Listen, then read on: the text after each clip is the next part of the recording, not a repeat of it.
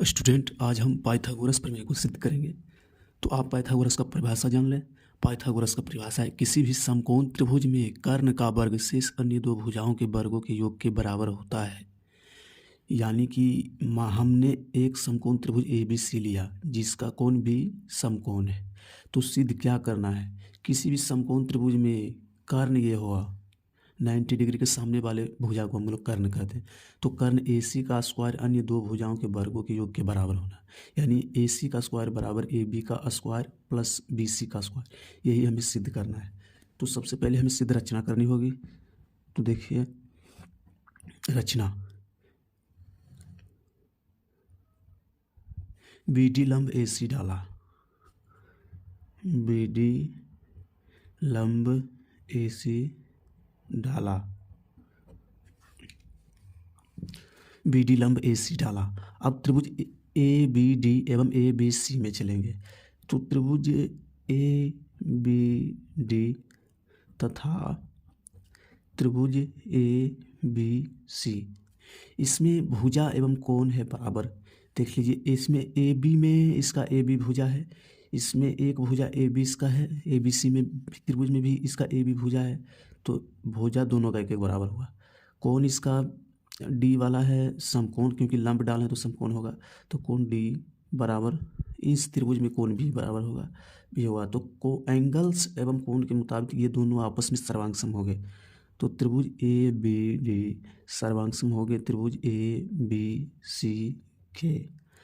तो अब ये सर्वांग सम हो गए तो भुजा समानुपात, तो भुजा समानुपात आप ध्यान से देखें, ए डी बटा ए बी, ए डी बटा ए बी बराबर ए बी बटा ए सी।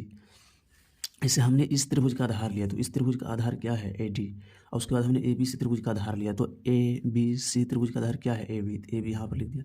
हमने इस वाले त्रिभुज का लिया A B Aadhaar, A B इस वाले त्रिभुज का कर्ण लिया, तो 90 डिग्री के सामने वाले भुजा को कर्ण कहते हैं, तो ए बी कर्ण हो गया।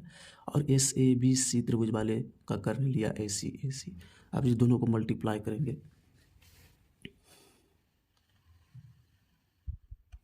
अब ये दोनों को मल्टीप्लाई करने पर आता है ए डी इंटू ए सी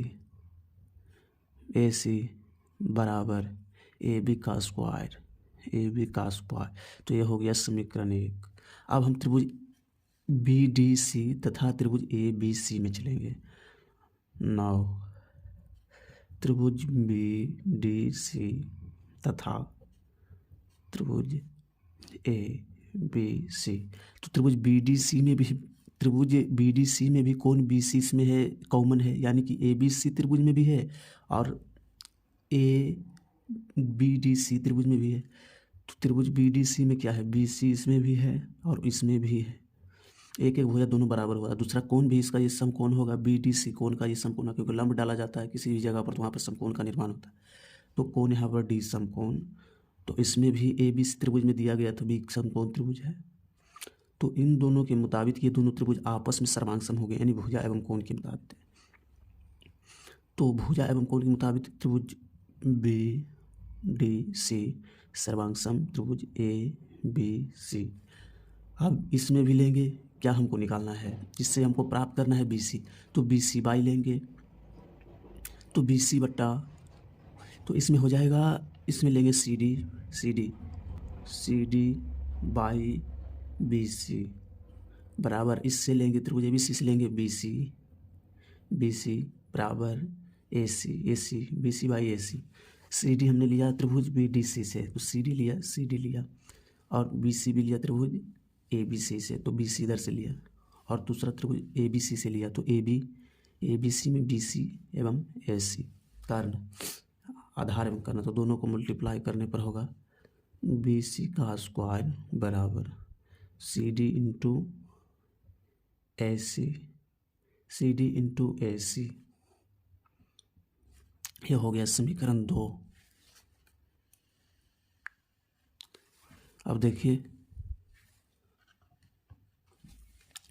अब दोनों त्रिभुज को आपस में जोड़ देते हैं, तो दोनों इक्वेशन को समीकरण 1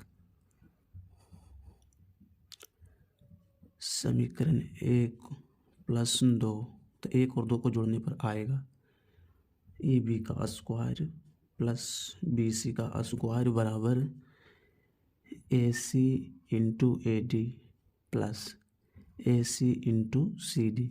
तो यहाँ पर क्या दिया हुआ है, A C into A D, A C into C D. A C इसमें कॉमन है तो ए सी ले लेंगे कॉमन। उसके बाद इसमें बचा ए डी प्लस इसमें बचा सी डी।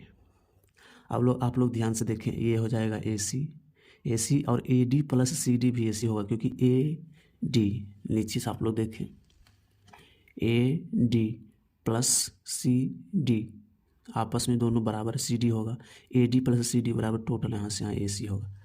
तो A D plus C D को हम ए सी लिखेंगे तो हो गया यहाँ पर ए बी का स्क्वायर प्लस बी सी का स्क्वायर बराबर A C into A D plus C D भी ए सी होगा, तो ए सी यानी ए सी का स्क्वायर। तो यही साबित हमको करना था, यानी ए सी का स्क्वायर बराबर A B plus B C का स्क्वायर। उसमें लिखेंगे प्रूव्ड।